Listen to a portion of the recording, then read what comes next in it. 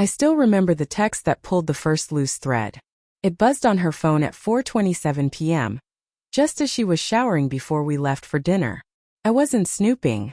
Her phone lit up on the counter, and the name on the screen, Adam Work Stuff, shouldn't have meant anything to me. But the message beneath it did. You sure you can sit across from him tonight and act normal? 7 words. 7 bullets. I stared at it so long that the screen dimmed and went black, showing my own confused reflection. My stomach twisted.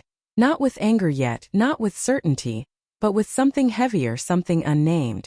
When she came out of the shower humming, towel wrapped around her hair, she didn't even look at her phone. Just grabbed her earrings and asked if I liked her dress. I said I did. I lied. I suddenly hated that dress. We left for dinner anyway. The slow unraveling. The restaurant was warm and golden, filled with the clatter of silverware and low conversations. Everything normal except the storm building under my ribs. I kept replaying that message, dissecting it, trying to misinterpret it. She sat across from me smiling, but her eyes drifted toward the door, toward her phone, toward thoughts she wasn't sharing. I told myself I was being paranoid. We'd been married 8 years. 8 years of building a life, routines, small habits, and shared jokes. You don't undo that because of one text. But then the signs I'd ignored for months started flashing like neon. The late-night work emergencies. The quick decline of calls from me. The long response gaps. The sudden gym obsession. The way she carried her phone everywhere, even to the bathroom. And the worst part? I had explained every red flag away myself, back when love was enough to blind me. Now, with that message burning in my mind, everything felt different. She kept talking about her day, about her coworker's promotion, about a wedding we were supposed to attend next month. But her voice sounded far away. I studied her face the way a stranger might, cataloging every flicker of her eyes, every forced smile. It was terrifying how foreign she suddenly felt. We just fit better. The sentence that ended everything came just before dessert. I hadn't said anything all night, just nodded, smiled when I needed to, played the role of the husband she expected me to be. Maybe she sensed my distance. Maybe guilt had been boiling in her for weeks. Maybe the universe wanted me to break that night. Whatever it was, she set her fork down, clasped her hands together, and softly said, I think Adam and I just fit better. Her eyes widened when she realized what she'd said aloud. My heart didn't break. It didn't shatter. It just stopped, like someone flipped a switch inside me. My chair scraped the floor as I stood up. I didn't say a word. Didn't ask how long, or why, or who started it. Didn't demand explanations or cry or plead. I just walked out, and I never went back. The silence that followed. I drove aimlessly for an hour before pulling into an empty parking lot by the river. The city lights shimmered on the water, but all I saw was her face. Panicked, guilty, caught. She didn't try calling. Not once.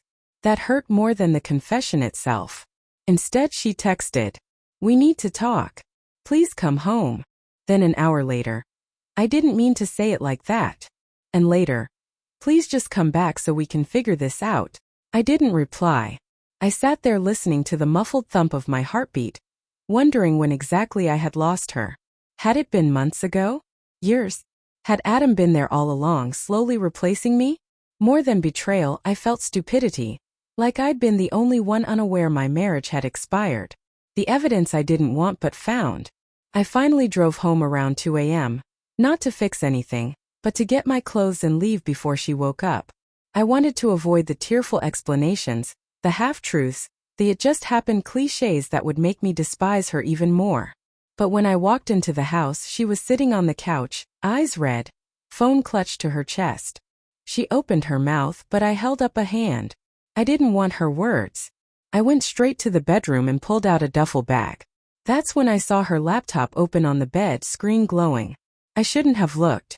But I did. The messages were right there. Not hidden. Not password protected. Still open from earlier that day. Adam. Tonight's the night? You'll finally tell him. Her. Yes. He deserves to know. And I deserve to be happy. Adam. I can't wait to have you to myself. My throat closed. Not because of the affair, I'd already accepted that. But because she hadn't planned to confess out of guilt or respect. She confessed because she was moving on. I was just the loose end, the confrontation I didn't want. She stood in the doorway, trembling. "Please say something," she whispered. I took a slow breath, tasting metal on my tongue. "How long?" My voice was thin, almost unrecognizable. 5 months, she said. Then quickly, "It wasn't supposed to happen. I was unhappy. I tried to talk to you, but—" "No," I cut in. "You didn't try. You found someone else instead." Her eyes filled, but I couldn't feel empathy anymore. Not after the messages. Not after realizing she'd already been halfway out the door. "I'm sorry," she whispered. "You're sorry I found out," I replied. "Not sorry you did it." She didn't deny it. That was the worst part. The goodbye that broke us both. I zipped the last bag and stood there, looking at the room where we'd shared 8 years of quiet mornings and whispered goodnights. Now it felt like someone else's life. "Where will you go?" she asked, voice cracking. "I don't know.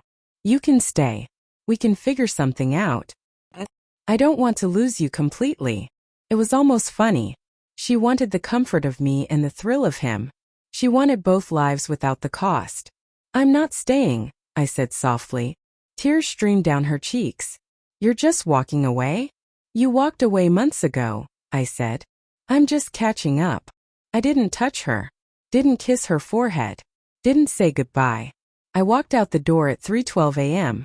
And for the first time in 8 years, I didn't lock it behind me. The days after. People tell you heartbreak feels like shattering glass or burning rage. Mine felt like emptiness. A quiet ache that lived somewhere behind my ribs. The mornings were the hardest, waking up in my brother's spare room, seeing unfamiliar walls, hearing no soft footsteps in the hallway. I missed her. God, I hated that I missed her. But every time my chest tightened, I remembered that message. We just fit better. Love doesn't survive sentences like that. I changed my number 2 weeks later. Filed for separation the same month. Moved into a small apartment overlooking the city. She reached out once more. An email telling me Adam wasn't who she thought he was, that they'd broken things off, that she regretted everything. I read it.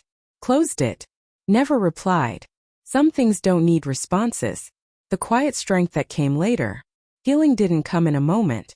It came in small breaths. Morning sunlight on my balcony. Long walks by the river. Learning to cook for one. Rediscovering the version of myself that existed before her. It came in the realization that losing someone who didn't fight for you is not a loss. It's liberation. And sometimes walking away without a word is the most honest thing you can do.